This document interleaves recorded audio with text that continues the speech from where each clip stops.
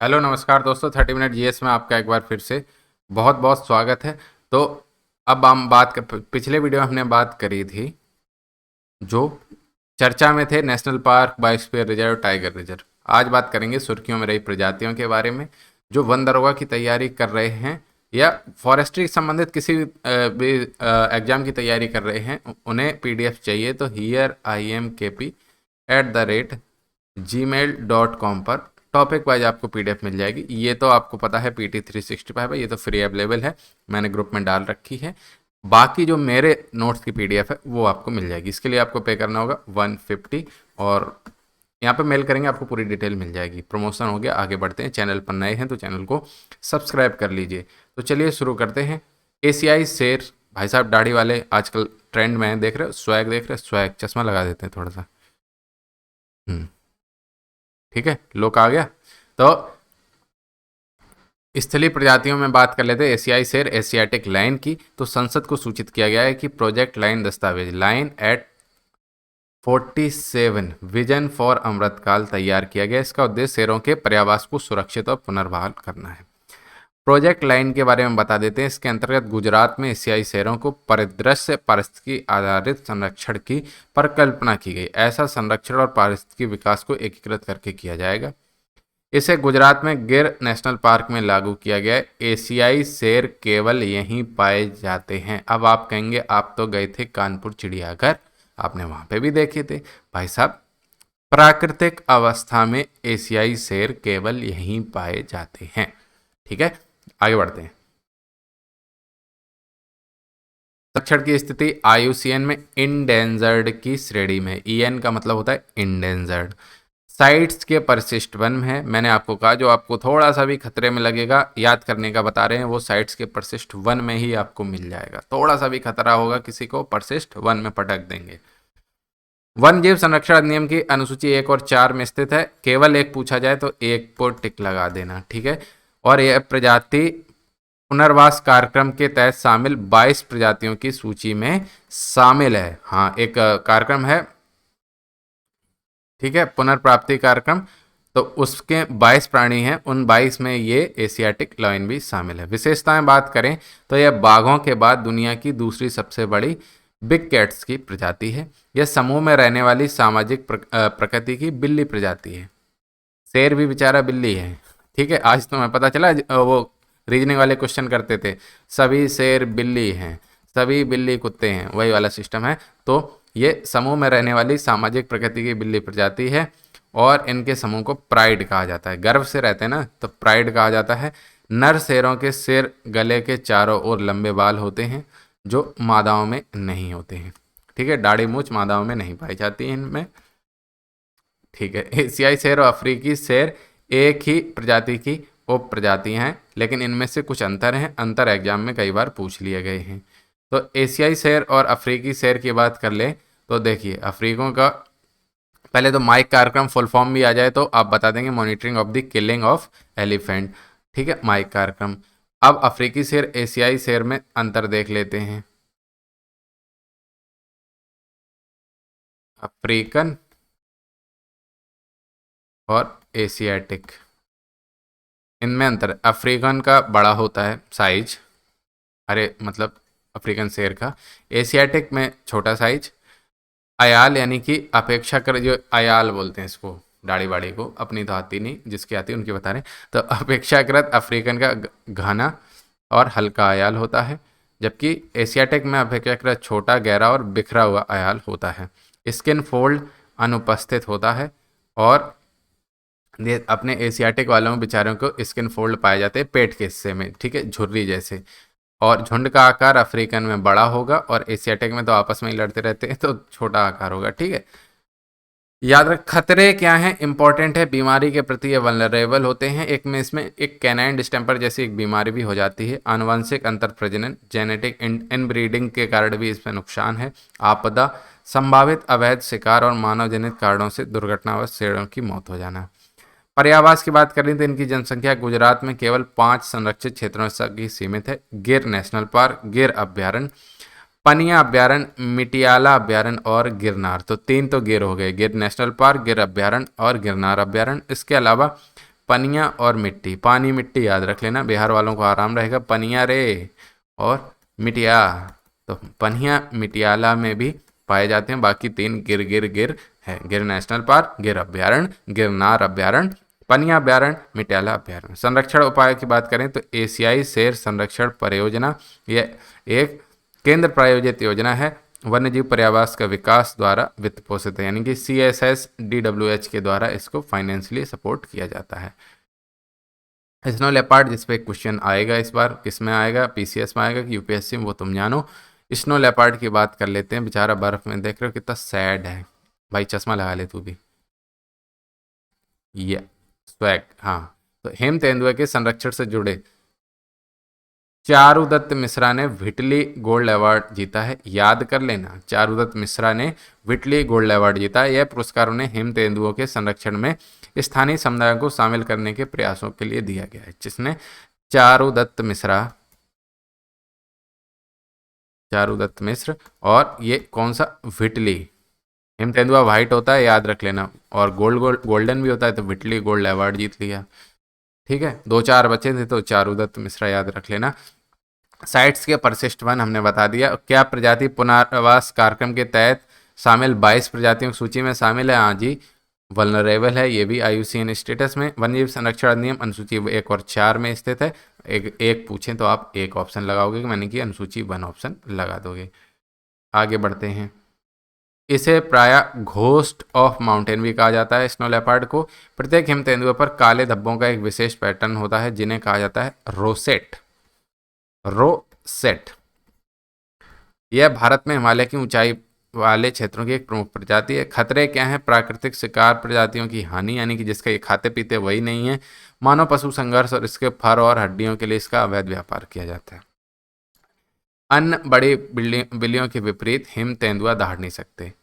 ठीक है, हिम तेंदुआ जो हो गया, हिम तेंदुआ और चीता, ये दहाड़ते नहीं हैं, म्याऊं म्याऊं करते नहीं, मतलब थोड़ा थोड़ा बिल्ली की तरह ही करते हैं। अब आगे बढ़ते हैं।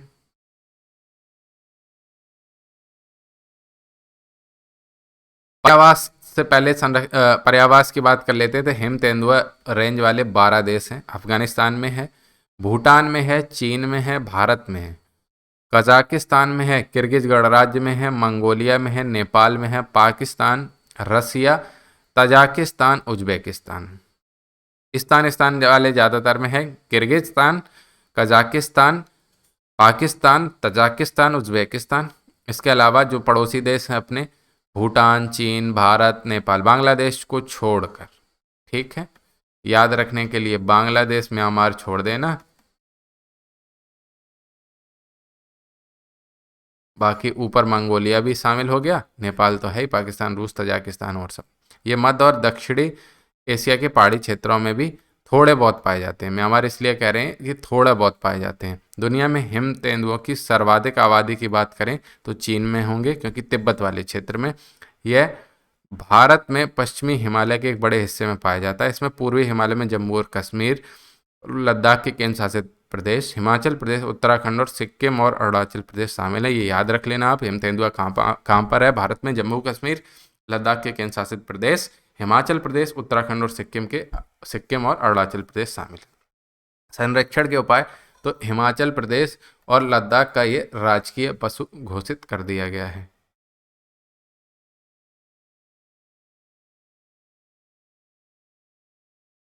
भारत ने global snow leopard and ecosystem protection programme GSLEP में भागीदारी की पुष्टि करी है।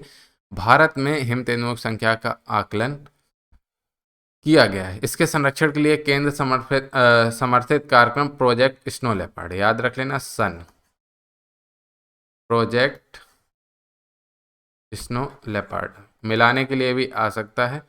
ठीक है, लेपर्ड ये है 2009 में शुरू किया गया था।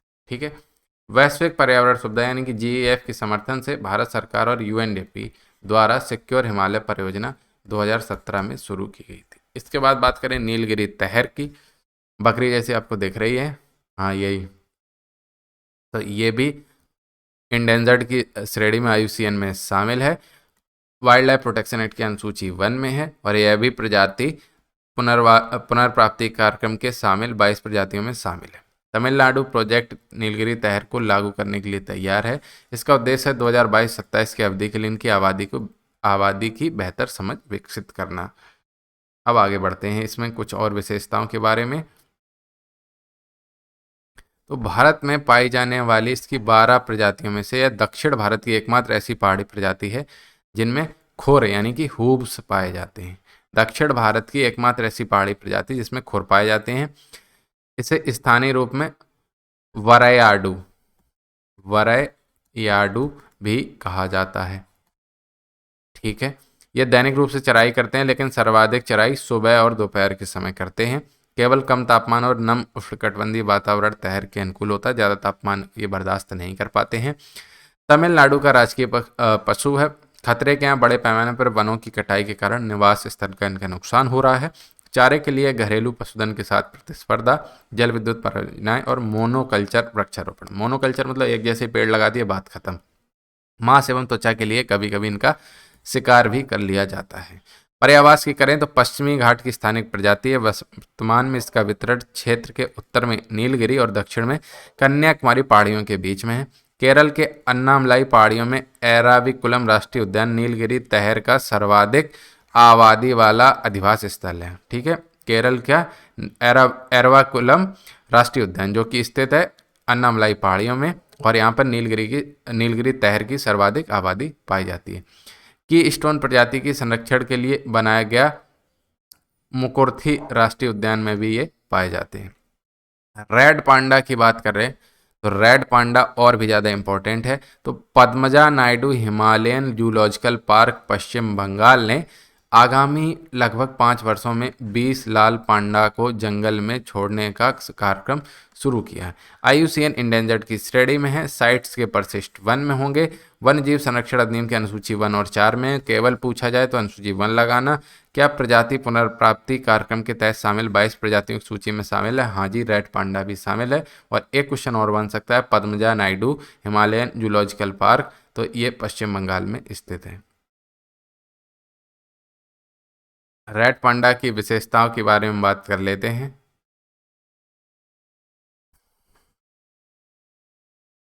रेड पांडा की विशेषताएं, तो ये शर्मीले होते हैं, एकांत प्रिय और वृक्षवासी, वृक्षों पर जीवन व्यतीत करने वाले जंतु हैं।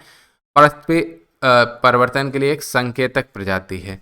संकेतक या सूचक प्रजाति क्या होती है हम पहले भी बता चुके हैं। इन प्रजातियों की संख्या घटना या बढ़ना सूचक प्रजाति। किसी का घट जाना अचानक से और अचानक से बढ़ जाना सूचक प्रजाति है। इनकी तो घटेगी ही ना जब इंडेंजर्ड में है। तो ये मुख्य रूप से बांस से भोजन प्राप्त करते हैं। इनमें खाने और वृक्षों पर चढ़ने के लिए एक अतिरिक्त अंगूठा होता है, यानी कि रेड पांडा जो है एक हिसाब से अपना ऋतिक रोशन, एक अतिरिक्त अंगूठा इनमें पाया जाता है। शारीरिक संतुलन के लिए तथा सर्दियों में स्वयं को ढकने के लिए अपनी लंबी घनी पूंछ का उपयोग करते हैं। कुछ लोग मूछ का उपयोग करते हैं, ये अपनी पूंछ का उपयोग करते हैं। खतरे, पर्यावास की हानि और क्षरण, मानव हस्तक्षेप और इनका अवैध शिकार किया जा रहा है। पर्यावास की बात करें तो लाल पांडा के लगभग 50% अधिवास स्थल पूर्वी हिमालय में है, पश्चिमी हिमालय में नहीं है, पूर्वी हिमालय में है। भारत में मुख्य रूप से सिक्किम जो कि राजकीय पशु है, अरुणाचल प्रदेश, पश्चिम बंगाल और मेघालय में पाया जाता है। सिक्किम, अरुणाचल प्रदेश, पश्चिम बंगाल, मेघालय याद रख लेना चारों राज्य। भारत इसकी दोनों उप प्रजातियों का आवास स्थल है। ये दोनों उप प्रजातियां हैं, हिमालयी रेड पांडा जिसको बोलते हैं एलोरस फलगेंस, और चीनी रेड पांडा जिसको बोलते हैं एलोरस स्टियानी। ये दोनों प्रजातियां भारत में पाई जाती हैं। अब बात करते हैं एक सींग वाले विशाल गैंडे के बारे में। ये हैं अपने गैंडा स्वामी, एक सींग वाले हैं। तो असम के मानस राष्ट्रीय उद्यान में एक सींग वाले विशाल गैंडे को पुनः बसाया गया है। यह उनकी उच्च जीवन प्रत्याशा का संकेत देता है। मानस राष्ट्रीय उद्यान पश्चिमी असम में स्थित एक बाघ अभ्यारण्य भी है, साथ ही है एक यूनेस्को हेरिटेज साइट भी है। ठीक है, IUCN स्टेटस जो है वो इंडेंजर्ड नहीं है, ये है वल्नरेबल यानी कि सुवेध्य, हिंदी में लिखें तो सुवेध्य है। परिशिष्ट वन में शामिल है, अनुसूची 1 और 4 में ये शामिल है, और प्रजाति पुनर्प्राप्ति कार्यक्रम के तहत 22 प्रजातियों की सूची में ये भी शामिल है।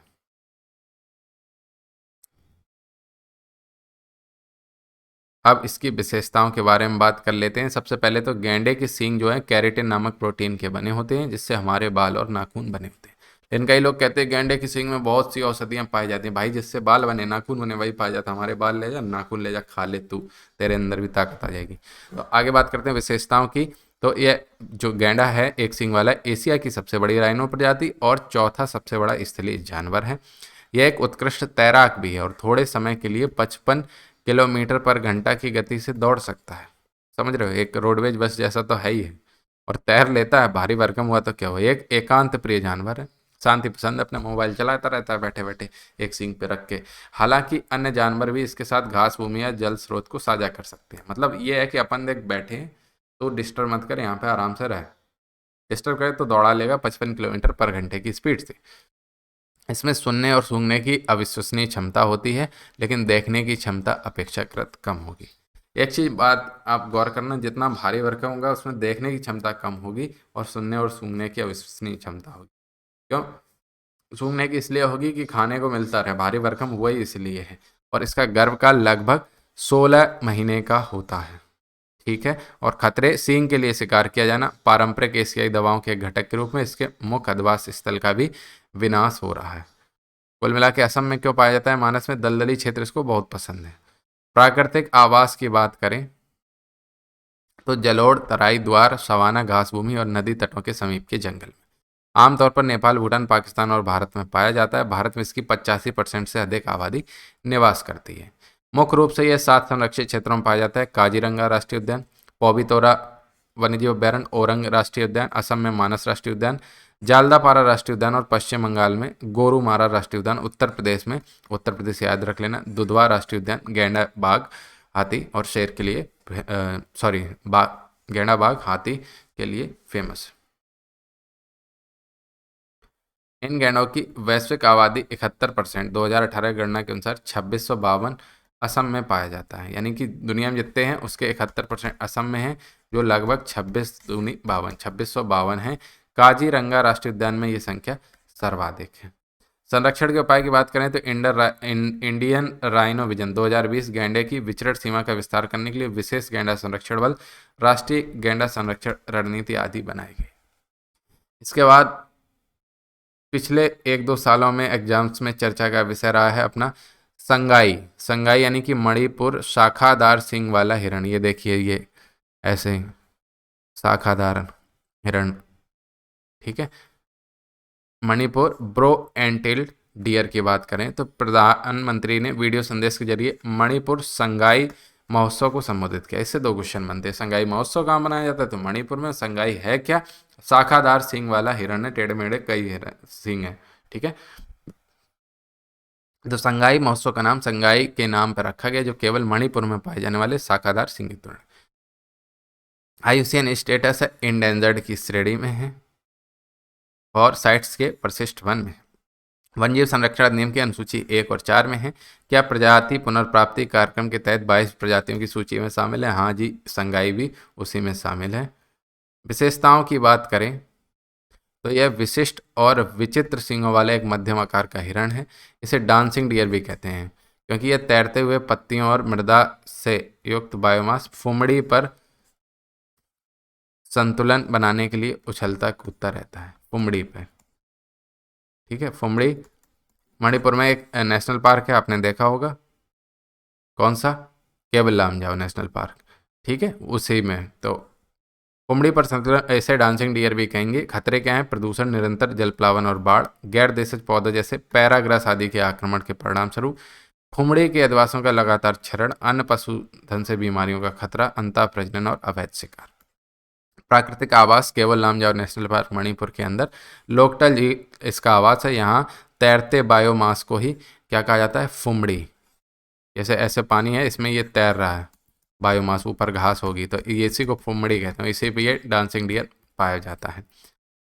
संरक्षण के उपाय बात करें तो मणिपुर का राजकीय पशु है। लोकटक झील को रामसर कन्वेंशन के तहत अंतर्राष्ट्रीय महत्व की आद्य भूमि में नामित किया गया है। अब बात करें फिशिंग कैट की, तो फिशिंग कैट प्रोजेक्ट के सहयोग से चिल्का डेवलपमेंट अथॉरिटी द्वारा किए गए एक हालिया अध्ययन के अनुसार एशिया की सबसे बड़ी खारे पानी की झील जो चिल्का है, उसमें लगभग 176 फिशिंग कैट्स भी हैं। यह संरक्षित क्षेत्र नेटवर्क के बाहर पहली बार इनकी गणना करी गई। ठीक है, फिशिंग कैट्स को ये वल्नरेबल में है, इंडेंजर्ड तो नहीं है। और वन्य जीव ये IUCN में वल्नरेबल में आती हैं। साइट्स के परसिस्ट 2 में आती है, यानी कि ज़्यादा चिंता की बात नहीं है, लेकिन चिंता की बात है, ज़्यादा की नहीं है। वन्यजीव संरक्षण अधिनियम अनुसूची 1 और 4 में शामिल है। विशेषताएं की बात करें तो यह एक निशाचर जीव, एक कुशल तैराक है, घरेलू बिल्ली से दोगुने आकार की होती है। इसकी विशेषता इसके फर की स्तरित संरचना पानी में जीवन के लिए एक महत्वपूर्ण अनुकूलन प्रदान करती है, यानी कि भीगते नहीं हैं। तो खतरे, आर्द्रभूमि का विनाश हो रहा है। मत्स्यन के असंधारणीय तरीकों के कारण इसे मुख्य शिकार मछली की संख्या, मछली मारती है त्वचा, फिशिंग कैट इसीलिए कहा जाता है, त्वचा के लिए इसका अवैध शिकार भी किया जा रहा है।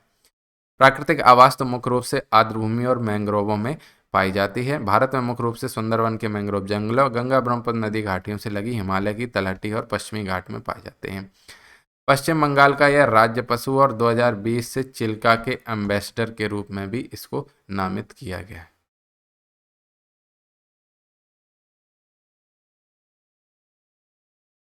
अब ये आ गया, रेबन लगा के देखिए, स्लेंडर लोरिस। स्लेंडर लोरिस, तो स्लेंडर लोरिस के लिए भारत का पहला अभ्यारण्य तमिलनाडु में हाल ही में अधिसूचित किया गया था। इसका नाम है कदावुर स्लेंडर लोरिस अभ्यारण्य। वाइल्ड लाइफ प्रोटेक्शन एक्ट 1972 के तहत ही घोषित किया जाएगा सभी को। IUCN में ये नियर थ्रेटन्ड की श्रेणी में वर्गीकृत है और लाल स्लेंडर लोरिस इंडेंजर्ड के रूप में वर्गीकृत है। रेड वाला इंडेंजर्ड के रूप में है और ग्रे वाला नियर थ्रेटन्ड की श्रेणी में है। साइट्स के परसिस्ट 2 में है। वन्यजीव संरक्षण अधिनियम की अनुसूची 1 और 4 में स्थित है। इसके बाद इसकी बात करें लोरिस की, भाई साहब की, आगे बढ़ते हैं। देख तो रही होगा ये कई बार आपको ऐसे पूछ लेगा स्लेंडर लोरिस है क्या, पक्षी है, पौधा है और जीव है, तो आप बता देंगे ना जीव है, पेड़ों पर रहने वाला जीव है, 4 पैर होते हैं, दिख रहा, देख लो, गौर से देख लो स्लेंडर लोरिस की विशेषताएं। वृक्षों पर रहने वाले जीव अर्थात अपना अधिकांश जीवन पेड़ों पर व्यतीत करते हैं। ये ऐसे प्राइमेट्स हैं जो कूद नहीं सकते। खतरे क्या हैं? इन जानवर में जादुई और औषधि शक्तियां होने की गलत धारणा फैलाते हुए इन्हें शिकारियों से खतरा है, साथ ही उनके अधिवास भी नष्ट किए जा रहे हैं। तमिलनाडु में इसके लिए पैरा बनाया गया है, कौन सा? कदावुर स्लेंडर लोरिस अभ्यारण्य। कदावुर, तंजावुर, आप समझ ही गए होंगे कहाँ पर पाया जाएगा। प्राकृतिक आवास की बात करें, आमतौर पर उष्णकटिबंधीय झाड़ियां और पर्णपाती वनों तथा दक्षिण भारत और श्रीलंका के खेतों की सीमा से सटी सघन झाड़ियों में यह पाया जाता है। ग्रे स्लेंडर लोरिस केवल दक्षिण भारत और श्रीलंका के कुछ भागों में पाया जाता है। और जो रेड स्लेंडर लोरिस है केवल श्रीलंका में पाया जाता है। अब बात करें पेंगोलिन की। पेंगोलिन फिर से चर्चा में है। पेंगोलिन इसलिए चर्चा में है, इसका शिकार किया जाता है, लोग बोलते हैं इससे बहुत अच्छी अच्छी औषधियाँ बनती हैं। अब औषधि खा के क्या करो, वैसे तुम लोगों ने आबादी बढ़ा रखी है, और खासतौर से इंडिया चाइना में इनका शिकार होता है। इंडियन पेंगोलिन की बात कर लेते हैं तो साइट्स की COP19 जो हुई थी उसने फार्माकोपिया से पेंगोलिन के संदर्भों को हटाने के लिए पक्षकारों से आग्रह किया। फार्माकोपिया क्या है? अनुमोदित दवा मानकों का एक आधिकारिक संग्रह है। संरक्षण की स्थिति इंडेंजर्ड में आता है, साइट्स परसिस्ट 1 में आएगा, वन्यजीव संरक्षण की अनुसूची 1 और 4 में आता है। ये रहा पेंगोलिन, ये दिख रहा होगा। ये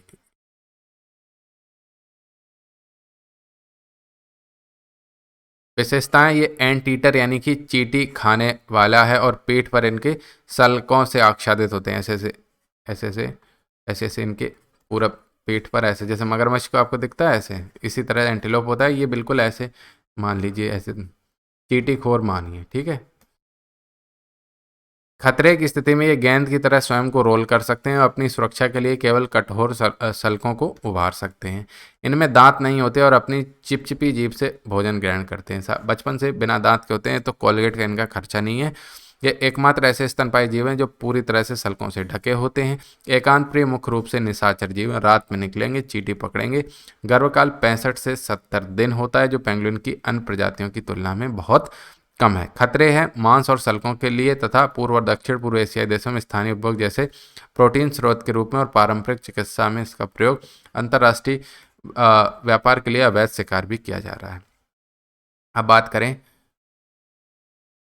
प्राकृतिक आवास के बारे में, तो दुनिया में पेंगोलिन की 8 प्रजातियां, इनमें से 2 भारत में पाई जाती हैं, इंडियन पेंगोलिन और चीनी पेंगोलिन। इंडियन पेंगोलिन इंडेंजर्ड में है, चीनी पेंगोलिन क्रिटिकली इंडेंजर्ड में है। इंडियन पेंगोलिन शुष्क क्षेत्र, उच्च हिमालय और पूर्वोत्तर को छोड़कर भारत में व्यापक रूप से पाए जाते हैं। अब बढ़ते हैं आगे। अब आपको मिलवाते हैं आपकी गर्लफ्रेंड से, यानी कि जयपुर ग्राउंड गेको। तो ये साइट्स की परसिस्ट 2 में शामिल है और IUCN में इंडेंजर्ड की श्रेणी में है। वन्यजीव संरक्षण अधिनियम की अनुसूची 1 में शामिल है। यह एक निशाचर जीव है जो शाम के समय अंधेरे के बाद बाहर निकलता है और भोजन के लिए जमीन पर विचरण करता है। छिपकली जैसा दिख रहा है ना, इसलिए। खतरे, पर्यावास का नुकसान होना और घरेलू और अंतर्राष्ट्रीय व्यापार के लिए अवैध शिकार किया जाना। प्राकृतिक आवास तो प्रायद्वीपीय भारत की, यानी कि नीचे के जो भारत का हिस्सा है यहाँ की ये स्थानिक प्रजाति है। पूर्वी घाट और दक्षिणी उड़ीसा और उत्तरी आंध्र प्रदेश में भी पाया जाता है। ऐसे हिस्से में ये पाया जाता है। ठीक है, आगे बढ़ते हैं। साइट्स के परसिस्ट 2 में ये याद रखना है इंडेंजर्ड। मैक्सिमम इंडेंजर्ड आपको साइट्स के परसिस्ट 1 में मिलेंगे, लेकिन ये साइट्स के परसिस्ट 2 में है। अब बात करें हॉर्नबिल। हॉर्नबिल महोत्सव आपने देखा होगा, तो ग्रेट इंडियन हॉर्नबिल, ये देखिए बड़ी सी चोंच, ये इसको बोलते हैं हॉर्नबिल। तो नागालैंड के वोखा जिले में ग्रेट इंडियन हॉर्नबिल को प्रताड़ित किए जाने का एक वीडियो वायरल हुआ था, जो देखा होगा आपने। तो साइट्स के परसिस्ट 1 में है। IUCN में ये वल्नरेबल यानी कि सुभेद्य है। संख्या ठीक ठाक है लेकिन खतरे में है। वन्यजीव संरक्षण अधिनियम की अनुसूची 1 और 4 में शामिल है। विशेषताएं, यह हॉर्नबिल कुल का सबसे बड़ा सदस्य है। यह हॉर्नबिल कुल का सबसे बड़ा सदस्य है। मादा ग्रेट हॉर्नबिल नर की तुलना में छोटे होते हैं और लाल आंखों की बजाय नीले सफेद रंग के होते हैं, यानी कि ऐश्वर्या राय मानिए आप, मादा वाले। अंजीर इनके आहार का प्रमुख हिस्सा है, याद रखना, लेकिन प्रजातियां अंडे, उभयचर, सरीसृप, कीड़े, स्तनधारी और छोटे पक्षी भी खा लेते हैं। खतरे, जलभराव, स्थानांतरण, कृषि, शिकार, मांग, पंख और आवरण सजावटी उद्देश्यों के उपयोग के लिए आदि से आवास की हानि हो रही है। प्राकृतिक आवास यह नम, सदाबहार और मिश्रित पर्णपाती वनों में पाया जाता है। पश्चिमी भारत, इंडो चाइना, मलाया के दक्षिण और सुमात्रा में पाया जाता है। भारत में मुख्य रूप से पश्चिमी घाटों के साथ साथ हिमालय की तलहटी और पूर्वोत्तर भारत के कुछ हिस्सों में पाया जाए जहाँ पर वर्षा ज़्यादा होगी। संरक्षण की बात कर लेते हैं हॉर्नबिल की, तो केरल का राजकीय पक्षी है हॉर्नबिल। इसके अलावा हॉर्नबिल नेस्ट एडॉप्शन प्रोग्राम एक समुदाय आधारित संरक्षण मांग कार्यक्रम है। इसे अरुणाचल प्रदेश के पक्के टाइगर रिजर्व, तो एक चीज पता चल गई, पक्के टाइगर रिजर्व कहाँ है, अरुणाचल प्रदेश, से बाहर प्रजनन करने वाले हॉर्नबिल की आबादी की रक्षा के लिए 2011 में अपनाया गया हॉर्नबिल नेस्ट एडॉप्टेशन प्रोग्राम 2011। अब बात करें लेसर फ्लोरिकन की, बड़ा सुंदर पक्षी है, ये रहा ये। तो हाल ही में सुप्रीम कोर्ट ने राजस्थान और गुजरात के बिजली उत्पादक उत्पादकों को इंडेंजर्ड ग्रेट इंडियन बस्टर्ड और लेसर फ्लोरिकन की रक्षा के लिए बर्ड डाइवर्टर लगाने का निर्देश दिया था। क्रिटिकली इंडेंजर्ड में आता है lesser florican. Wild life protection act 1972 की अनुसूची 1 में ये शामिल है। विशेषताएं, नाम याद रख लेना, इन्हें खरमोर के नाम से भी जाना जाता है। यह बस्टर्ड कुल का एक छोटा और हल्का पतला बस्टर्ड है। वैसे ग्रेट इंडियन बस्टर्ड बहुत बड़ा पक्षी है, लेकिन ये वाला जो है वो खरमोर के नाम से जाना जाता है। भारत में पाई जाने वाली 3 बस्टर्ड प्रजातियों में ये सबसे छोटा है।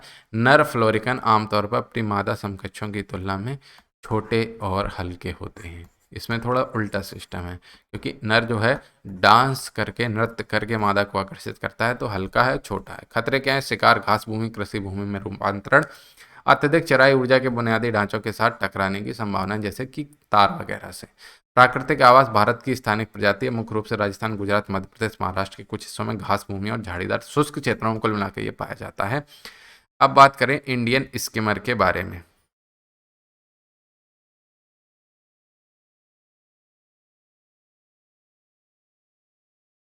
इंडियन स्किमर, तो कोरेंगा वन्यजीव अभयारण्य जो कि काकीनाडा आंध्र प्रदेश में स्थित है।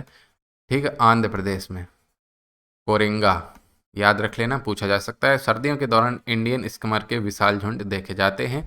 संरक्षण की स्थिति इंडेंजर्ड की श्रेणी में वाइल्ड लाइफ प्रोटेक्शन एक्ट की अनुसूची 1 में है। अब बात करें इनकी कुछ विशेषताओं के बारे में। इंडियन स्किमर की पक्षी है, एक चीज याद रख लेना, पहले तो ये पक्षी है। आवाज क्लियर आ रही, थोड़ा सा देख लेते हैं आवाज। हेलो हेलो हेलो, ठीक है। विशेषताओं की बात करें तो ये बड़े खुले रेतीले तटों और द्वीपों पर प्रजनन करते हैं। सतह पर रहने वाली मछलियों, छोटे क्रस्टेशियंस और कीट लार्वा को खाते हैं। खतरा है पर्यावरण का क्षरण, प्रतिकूल परिस्थितियों में अत्यधिक और व्यापक वृद्धि, हाउस क्रो आदि जैसे कॉर्विड्स के द्वारा शिकार। प्राकृतिक आवास पश्चिमी और पूर्वी भारत के तटीय मुहानों में पाए जाते हैं। चंबल नदी इंडियन स्किमर के लिए महत्वपूर्ण नेस्टिंग साइट है। ठीक है, तो ये हो गई आपकी स्थलीय प्रजातियां। अब बात करें जलीय प्रजातियों के बारे में। तो जलीय प्रजातियों में जो सबसे महत्वपूर्ण है वो है गंगेटिक डॉल्फिन। तो नमामि गंगे कार्यक्रम के चलते गंगा नदी के जल की गुणवत्ता में सुधार हुआ है, जिससे डॉल्फिन इस नदी में अब वापस आने लगी है। एक सूचक प्रजाति भी है। साइट्स के परिशिष्ट वन में है, इंडेंजर्ड की श्रेणी में शामिल है, वन जीव संरक्षण अधिनियम की अनुसूची 1 और 4 में शामिल है, और 22 जो पुनर्प्राप्ति कार्यक्रम है उन जीवों में भी शामिल है गंगेटिक डॉल्फिन। विशेषताएं एग्जाम में इसकी पूछी गई हैं। सबसे पहले तो गंगा नदी की डॉल्फिन या गंगेटिक डॉल्फिन अल्ट्रासोनिक ध्वनि तरंगों को निकालकर शिकार कर सकती हैं, जो मछली व अन्य शिकार से परावर्तित होकर आ जाती हैं। दूसरी, ये फ्रेश वाटर में पाई जाती है, सॉल्ट वाटर में नहीं पाई जाती। तो विशेषताओं में यह केवल ताजे जल में रह सकती हैं और यह दृष्टिहीन होती हैं। यही स्टेटमेंट बना के यूपीएससी पूछी थी। इसके सिर के ऊपर एक ब्लो होल जैसा उभरा हुआ भाग होता है, जो एक नथुने नासा छिद्रों के रूप में काम करता है, ऐसे निकला हुआ होता है ना आगे। सांस लेते समय उत्पन्न होने वाले ध्वनि के कारण लोकप्रिय रूप से इसे सुसु भी कहा जाता है। यह हमारी प्रमुख नदी प्रणालियों के पारिस्थितिक स्वास्थ्य के प्रतीक हैं। खतरे, इनको मार दिया जाना, बांधों और बैराजों द्वारा अधिवास स्थलों का विनाश और अंधाधुंध मत्स्यन। यह गंगा, ब्रह्मपुत्र और उनकी सहायक नदियों में जहाँ पर भी फ्रेश वाटर पाया जाता है वहाँ पाया जाता है, और इसे भारत का राष्ट्रीय जलीय जीव घोषित किया गया। ये भी एक इम्पॉर्टेंट पॉइंट है। अब बात करें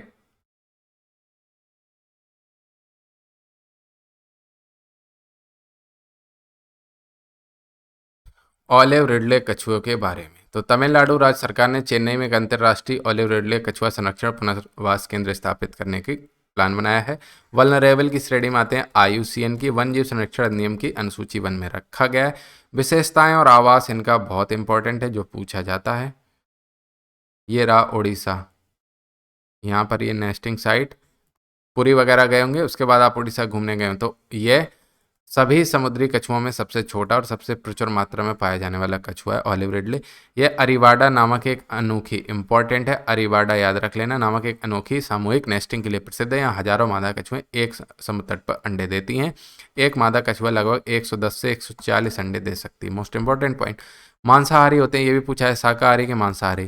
तो मांसाहारी होते हैं ये जेलीफिश, झींगा, घोंगे, केकड़े आदि खाते हैं। खतरे, मछली पकड़ने के गियर में ये फंस जाते हैं। कछुआ और अंडों की डायरेक्ट हार्वेस्टिंग। आवास की हानि, समुद्री मलबा, जलवायु परिवर्तन से इनका नुकसान हो रहा है।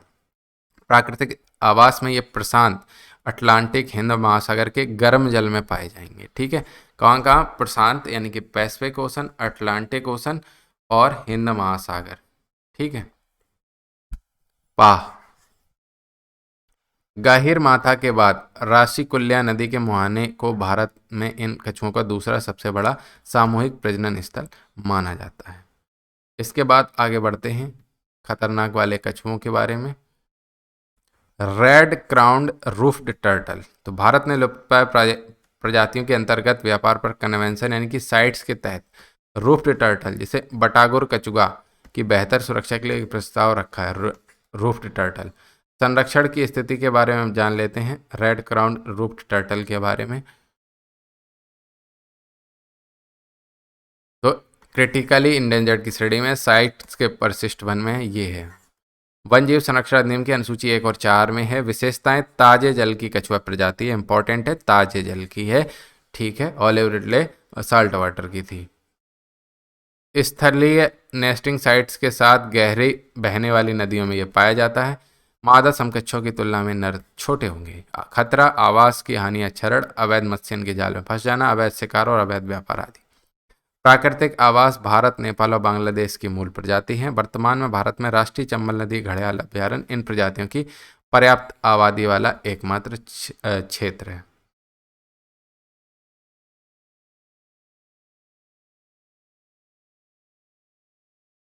इसके बाद बात करते हैं लीथ सॉफ्ट सेल टर्टल के बारे में।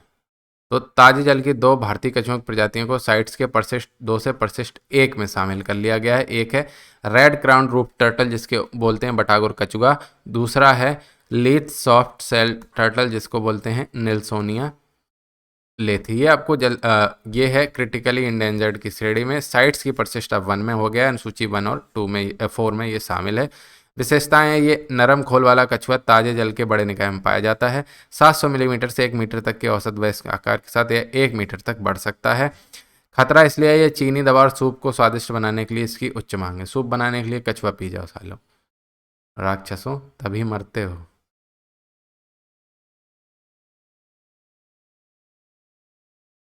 प्रायद्वीपीय आवास यह प्रजाति भारत की स्थानिक प्रजाति है। नदियों जलाशय में निर्वास करती है। महाराष्ट्र, कर्नाटक, केरल, आंध्र प्रदेश, तमिलनाडु, उड़ीसा राज्यों की सभी प्रमुख नदियों में पाया जाता है। कावेरी, तुंगभद्रा, चंद्रप्रभा, ठीक है, गोदावरी आदि नदियों में ये पाया जाएगा। 1 मिनट।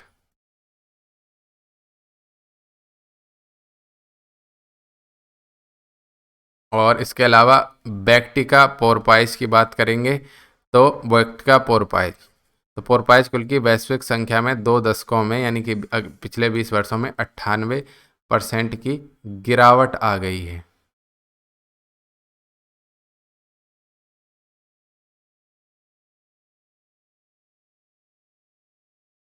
यह क्रिटिकली इंडेंजर्ड की श्रेणी में आएगा। IUCN की साइट्स के परिशिष्ट 1 में वाइल्ड लाइफ प्रोटेक्शन एक्ट की अनुसूची 4 में शामिल है। 4 में, ठीक है। यह दुनिया का सबसे छोटा सिटेशियन और सबसे इंडेंजर्ड समुद्री स्तनपायी है। ये अक्सर खाड़ी के उथले पानी में किनारे के करीब पाए जाते हैं। आंखों के चारों ओर विशिष्ट काले घेरे के कारण इन्हें समुद्री पांडा भी कहते हैं। पर्यावास है कैलिफोर्निया की उत्तरी खाड़ी और कार्टिस सागर मेक्सिको के आसपास यानी कि अमेरिका के आसपास पाए जाते हैं पोरपाइस, ठीक है। ये मछली जैसा है, एक स्तनपायी मान लीजिए, डॉल्फिन जैसा मान लीजिए आप। अब आगे बढ़ते हैं सरीसृप उभयचर के बारे में। तो खारे पानी का मगरमच्छ साल्ट वाटर क्रोकोडाइल की बात करें तो ओडिशा के केंद्रपाड़ा जिले में स्थित भीतरकनिका राष्ट्रीय उद्यान में इस वर्ष के नेस्टिक सीजन के दौरान खारे पानी के मगरमच्छों ने रिकॉर्ड संख्या में अंडे दिए हैं। लिस्ट कंसर्न, इनकी चिंता नहीं है, परिशिष्ट 1 में है। अनुसूची वन्यजीव संरक्षण अधिनियम की 1 और 4 में पाए जाते हैं। अब बात करें साल्ट वाटर क्रोकोडाइल की। नमक का पानी पी पी खूब खाते हैं, साल फैल रहे हैं। विशेषताएं हैं, सभी मगरमच्छों में इनका आकार सबसे बड़ा है। ये दुनिया में सबसे बड़ा सरीसृप है। मादा खारे पानी के मगरमच्छ अपने नर समकक्षों की तुलना में आकार में छोटी होती हैं। खतरे इनके मांस और अंडों के साथ साथ इनकी व्यावसायिक रूप से मूल्यवान त्वचा के लिए अवैध शिकार, पर्यावास हानि, पर्यावास परिवर्तन, प्रजातियों के प्रति नकारात्मक रवैया ये कारण है। पर्यावास उत्तरी ऑस्ट्रेलिया से पूर्वी भारत और दक्षिण पूर्वी एशिया तक यह पाया जाता है। इसकी सबसे अधिक संख्या भितरकनिका, सुंदरवन, अंडमान निकोबार द्वीप समूह के आसपास के पूर्वी तटों पर पाई जाती है। इसके बाद बात करते हैं मेढक की, जो बहुत उछलता है आप लोगों की तरह, इधर उछलता उधर उछलता है, तो उसकी बात कर लेते हैं। तो बैंगनी मेढक जिसको बोलते हैं नासिका बेटरेचस सहाडेंसिस, आप बैंगनी मेंढक याद रखिए। तो केरल जो है वो पर्पल फ्रॉग को जल्द ही स्टेट फ्रॉग घोषित करेगा। केरल के बैंगनी मेंढक को केरल के राजकीय मेंढक का दर्जा प्रदान करने की संभावनाएं हैं। ये है भाई साहब पर्पल फ्रॉग। IUCN में ये एंटी की श्रेणी में, यानी कि इसकी कोई चिंता नहीं करेंगे, ठीक है, देखा ही नहीं गया। और वन्यजीव संरक्षण अधिनियम 1972 के अनुसूची 1 में ये शामिल है। इसे पहली बार अक्टूबर 2003 में केरल के इडुक्की जिले में खोजा गया था। यह तालाबों, गड्ढों, धाराओं, करीबी ढाल, नम और अच्छी तरह से वातित मिट्टी पसंद करता है। इसे मानसून के दौरान 2-3 सप्ताह को छोड़कर वर्ष के अधिकांश समय ये भूमिगत रहेगा। प्रजनन के दौरान ही भूमि पर आता है। ठरकी आदमी एकदम प्रजनन समय बाहर आ जाएगा, बाकी अंदर अपना पड़ के सोएगा। खतरे स्थानीय समुदाय द्वारा कृषि उपभोग और कटाई के विस्तार से वनोग्रास। पर्यावास यह भारत में पश्चिमी घाट के लिए स्थानिक प्रजाति है पर्पल फ्रॉग। केरल के इडुक्की जिले में पहली बार पाया गया 2003 में। अभी इस पर गौर किया ही नहीं गया है आईयूसीएन में, मतलब इसमें कोई इंडेंजर क्रिटिकली इंडेंजर्ड श्रेणी में नहीं है। अब बात करते हैं मोनार्क तितली। ये आपने कई बार देखी होगी तितली, आपके आसपास भी ये रेड कलर की दिखती थी, हम लोग पकड़ते थे। तो अंतर्राष्ट्रीय प्रकृति संरक्षण संघ यानी कि आईयूसीएन ने पहली बार प्रवासी मोनार्क तितली को थ्रेटन्ड प्रजातियों की अपनी रेड लिस्ट में शामिल किया है। इसे इंडेंजर्ड के रूप में वर्गीकृत कर दिया है। पहले आपको बहुत दिखती थी, अब कम दिखती है मोनार्क। विशेषताएं क्या हैं? तो प्रवासी तितली की इस प्रजाति को किसी भी कीट प्रजाति के सबसे लंबे प्रवास के लिए जाना जाता है। प्रत्येक वयस्क तितली केवल 4 से 5 सप्ताह तक जीवित रहती है। खतरे पर्यावास यानी कृषि के लिए शाकनाशक कीटनाशक का बढ़ता उपयोग और जलवायु परिवर्तन। प्राकृतिक आवास उत्तर मध्य और दक्षिण अमेरिका है। ब्लू ड्यूक की बात कर लेते हैं। ये भी एक तितली है, नाम से भी पूछ सकते हैं कि ब्लू ड्यूक क्या है। तो यह सिक्किम और पूर्वी हिमालय के लिए एक स्थानिक तितली प्रजाति है। ब्लू ड्यूक ने सिक्किम की राजकीय तितली का दर्जा प्राप्त करने के लिए एक अन्य दावेदार कृष्णा पीकॉक को पीछे छोड़ दिया है। कृष्णा पीकॉक थी और इसका वैज्ञानिक नाम है बासरोना दुर्गा। Blue Duke.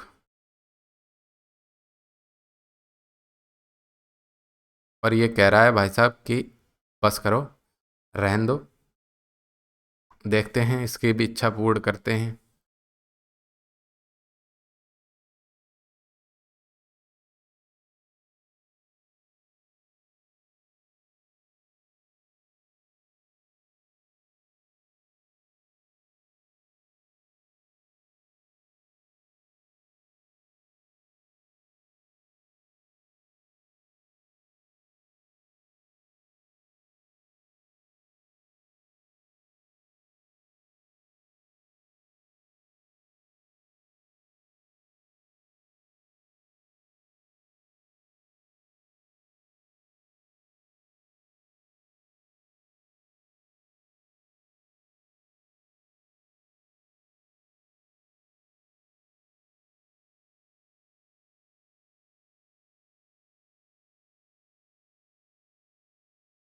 तो ये अभी हम ब्लू ड्यूक की बात कर रहे थे। तो ये है आपका ब्लू ड्यूक, ये दिख रही है ब्लू ड्यूक। ये भी एक तितली की प्रजाति है। आपके इस तरह नाम से भी पूछ सकते हैं कौन सी प्रजाति है।